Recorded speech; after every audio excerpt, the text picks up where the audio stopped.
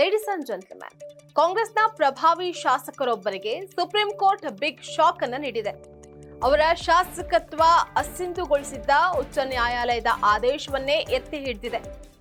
ಇದು ಆ ಶಾಸಕ ಮಾತ್ರವಲ್ಲದೆ ಆಡಳಿತಾರೂಢ ಕಾಂಗ್ರೆಸ್ ಕೂಡ ಬೆಚ್ಚಿ ಬೀಳುವಂತೆ ಮಾಡಿದೆ. ಇಷ್ಟಕ್ಕೂ ಸುಪ್ರೀಂ ಕೋರ್ಟ್ ನೀಡಿರುವಂತಹ ಆದೇಶವಾದರೂ ಏನು? ಆ ಶಾಸಕ ಯಾರು?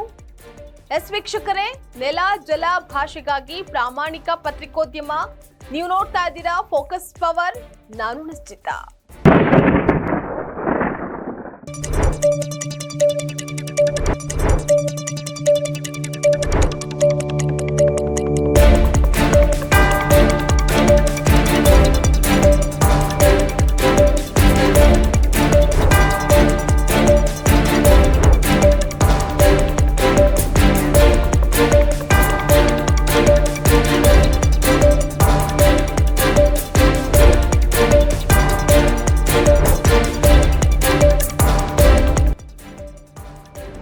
ಕಾಂಗ್ರೆಸ್ನ ಪ್ರಭಾವಿ ಶಾಸಕನಿಗೆ supreme court big shock. Malur ಶಾಸಕ ನಂಜೇಗೌಡರ ಕೈ ತಪ್ಪುತ್ತಾ ಎಂಎಲ್ಎ ಗಿರಿ?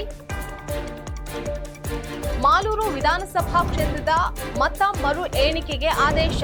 ಹೈಕೋರ್ಟ್ ಆದೇಶ ಎತ್ತಿ ಹಿಡಿದ ಸುಪ್ರೀಂ ಕೋರ್ಟ್. ನ್ಯಾಯಪೀಠ ಮತ ಮರು ಎಣಿಕೆ ಮಾಡಿ, ಆದ್ರೆ ಫಲಿತಾಂಶವನ್ನ ಪ್ರಕಟ ಮಾಡಬಾರ್ದು. ಮುಚ್ಚಿದ ಲಕೋಟೆಯಲ್ಲಿ ಫಲಿತಾಂಶ ಸಲ್ಲಿಸೋದಕ್ಕೆ ಇಸಿಗೆ ಸೂಚನೆ.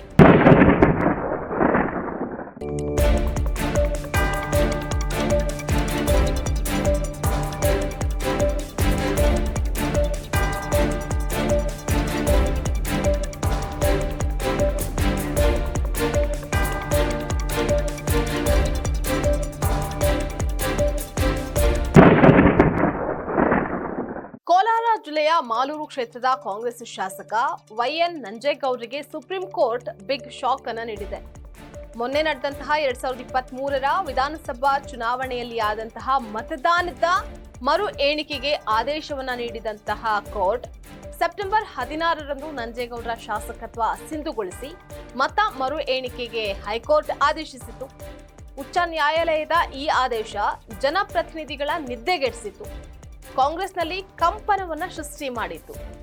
ವಿಧಾನಸಭೆ ಚುನಾವಣೆಯಲ್ಲಿ ಗೆದ್ದು ಬೀಗಿದ ಬಳಿಕ ಸುಮಾರು 2.5 ವರ್ಷ ಕಳೆದ ಮೇಲೆ ಹೈಕೋರ್ಟ್ ಈ ಮಹತ್ವದ ಆದೇಶವನ್ನ ನೀಡಿತ್ತು. ಇದನ್ನ ಪ್ರಶ್ನಿಸಿ ನಂಜೇಗೌಡರು ಸುಪ್ರೀಂ ಕೋರ್ಟ್ ಮೆಟ್ಟಿಲು ಸಹ ಏರಿದ್ರು.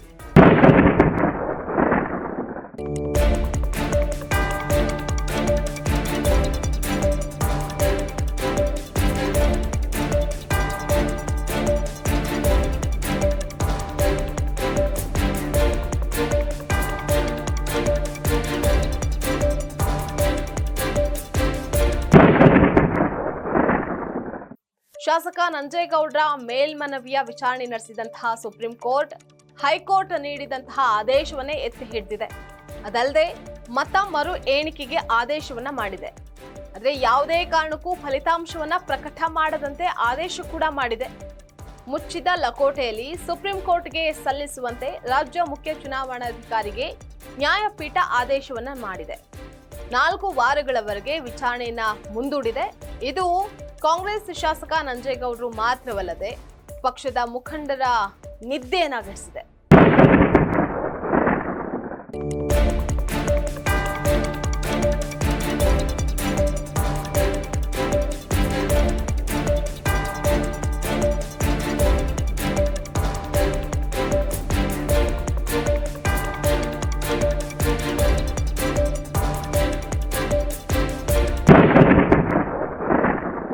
ಎರಡ್ 2023ರ ಸಾರ್ವತ್ರಿಕ ವಿಧಾನಸಭಾ ಚುನಾವಣೆಯಲ್ಲಿ ಕೇವಲ 248 ಮತಗಳ ಅಂತರದಿಂದ 50,955 ಮತವನ್ನ ಗಳಿಸಿ ನಂಜೇಗೌಡರು ಗೆದ್ದಿದ್ರು. ಪರಾಜಿತ ಬಿಜೆಪಿ ಅಭ್ಯರ್ಥಿ ಮಂಜುನಾಥ್ ಗೌಡ್ರು 50,707 ಮತವನ್ನ ಗಳಿಸಿದ್ರು. ಬಿಜೆಪಿಯ ಬಂಡಾಯ ಅಭ್ಯರ್ಥಿ ಹೂಡಿ ವಿಜಯ್ ಕುಮಾರ್ 49,362 ಮತಗಳನ್ನ ಪಡೆದುಕೊಂಡಿದ್ರು. ನಂಜೇಗೌಡರ ಆಯ್ಕೆಯನ್ನ ಪ್ರಶ್ನಿಸಿ ಬಿಜೆಪಿಯ ಮಂಜುನಾಥ್ ಗೌಡ ಅವರು ಹೈಕೋರ್ಟ್ ಮೆಟ್ಟಿಲೇರಿದ್ರು. ಮಂಜುನಾಥ್ ಗೌಡ ಅವರ ಮನವಿಯನ್ನ ಮಾನ್ಯ ಮಾಡಿದ್ದ ನ್ಯಾಯಮೂರ್ತಿ ಆರ್ ದೇವದಾಸ್ ಅವರಿದ್ದಂತಹ ಪೀಠ ನಂಜೇಗೌಡರ ಶಾಸಕತ್ವವನ್ನ ಅಸಿಂಧುಗೊಳಿಸಿ ಆದೇಶವನ್ನ ಹೊರಡಿಸಿತ್ತು. ಇದೇ ವೇಳೆ ಮರು ಮತ ಎಣಿಕೆ ಮಾಡಿ ಫಲಿತಾಂಶ ಪ್ರಕಟ ಮಾಡುವಂತೆ ಕೋಲಾರ ಜಿಲ್ಲಾ ಚುನಾವಣಾಧಿಕಾರಿಗೆ ಹೈಕೋರ್ಟ್ ಸೂಚಿಸಿತ್ತು. ಮರು ಮತ ಎಣಿಕೆಯಲ್ಲಿ ಹೆಚ್ಚು ಮತವನ್ನ ಗಳಿಸುವವರನ್ನೇ ವಿಜೇತರು ಅಂತ ಘೋಷಣೆ ಮಾಡೋದಕ್ಕೂ ಸಹ ಸೂಚಿಸಿತ್ತು. ಇದೀಗ ಸುಪ್ರೀಂ ಕೋರ್ಟ್ ಫಲಿತಾಂಶ ಪ್ರಕಟ ಮಾಡದಂತೆ ತಿಳಿಸಿದೆ. ಹಾಗೂ ಮತ ಮರು ಎಣಿಕೆ ಕಡ್ಡಾಯಗೊಳಿಸಿದೆ. ಏನಿತ್ತೋ ಅಷ್ಟಿಂದು ತೆಗೆದಿದ್ದಾರೆ. ರೀಕೌಂಟಿಂಗ್ ಮಾಡಿ ಅಂತ ಹೇಳಿದೆ ಸುಪ್ರೀಂ ಕೋರ್ಟ್. ಆದ್ರೆ ಇಷ್ಟು 4 ವಾರದಲ್ಲಿ ಮಾಡಿ ಅಂತ ಹೇಳಿಲ್ಲ. ರೀಕೌಂಟಿಂಗ್ ಆದ್ರೆ 100% ನಾನು ಗೆಲ್ತಾನೆ. ಹೈಕೋರ್ಟ್ ಶಾಸಕ ನಂಜೇಗೌಡರಿಗೆ ತಾತ್ಕಾಲಿಕ ರಿಲೀಫ್ ಅನ್ನ ನೀಡಿತು. ಅದೇನಂದ್ರೆ ಅವರ ಶಾಸಕತ್ವ ಅಸಿಂಧುಗೊಳಿಸಿದಂತಹ ತನ್ನದೇ ತೀರ್ಪಿಗೆ 30 ದಿನಗಳ ಮಧ್ಯಂತರ ತಡೆಯನ್ನು ಒಡ್ಡಿತು. ಇದರ ಮೂಲಕ ಸುಪ್ರೀಂ ಕೋರ್ಟ್ಗೆ ಮೇಲ್ಮನವಿ ಸಲ್ಲಿಸೋದಕ್ಕೆ ಶಾಸಕರಿಗೆ ಅವಕಾಶವನ್ನ ನೀಡಿತು. ಇದು ಇದರಿಂದ ಕಂಗೆಟ್ಟಂತಹ ನಂಜೇಗೌಡರಿಗೆ ಸ್ವಲ್ಪ ನೆಮ್ಮದಿ ಸಹ ಸಿಕ್ಕಿತ್ತು.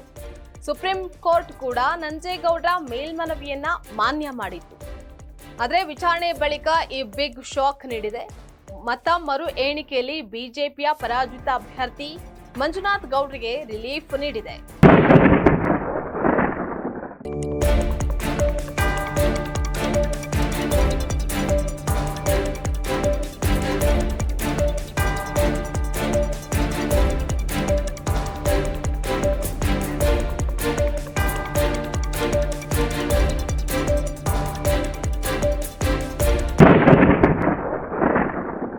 ಜಿಲ್ಲಾ ಚುನಾವಣಾಧಿಕಾರಿಗಳು ಮತ ಎಣಿಕೆಯ ವಿಡಿಯೋ ನೀಡಿಲ್ಲ ಅನ್ನುವಂತಹದನ್ನೇ ಹೈಕೋರ್ಟ್ ಗಂಭೀರವಾಗಿ ಪರಿಗಣಿಸಿದೆ.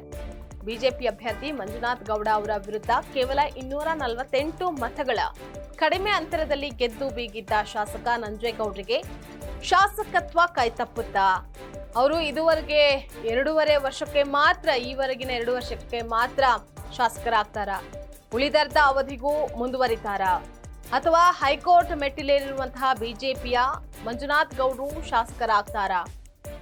ಇದರ ಮೂಲಕ ದಶಕದ ಬಳಿಕ ಕೋಲಾರದ ಮಾಲೂರಿನಲ್ಲಿ ಮತ್ತೆ ಬಿಜೆಪಿ ಪಾರುಪತ್ಯ ಸಾಧಿಸುತ್ತಾ ಅನ್ನುವಂತಹದ್ದೇ ಸದ್ಯದ ಕುತೂಹಲ.